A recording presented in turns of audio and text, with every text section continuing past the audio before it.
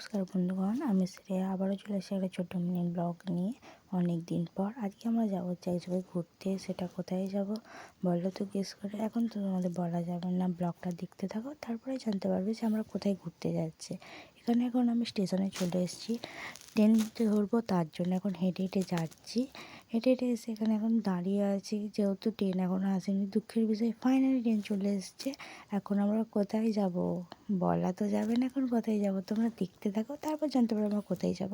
এখন ট্রেনে উঠে পড়েছি, এখন যাচ্ছি না না না বলেই দিই তোমাদের কোথায় যাচ্ছি। এখন যাচ্ছি যে নৈহাটি মায়ের কাছে। এখন ফাইনাল নৈহাটি মায়ের কাছে চলে এসেছি। এখানে ডালা নিয়ে এখন পুজোর লাইনে দাঁড়াবো। এই যে পুজোর লাইনে দাঁড়িয়ে অনেকটা চলেও এসেছি।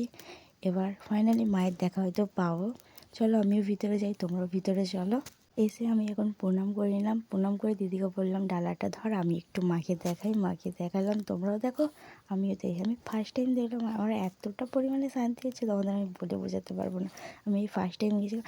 এখানেই ভিডিওটা এন্ড করছি। যদি তোমাদের ভালো লাগে লাইক কমেন্ট শেয়ার করে দিও, কোনো ভুল হয়ে থাকলে ক্ষমা করে দিও। টাটা।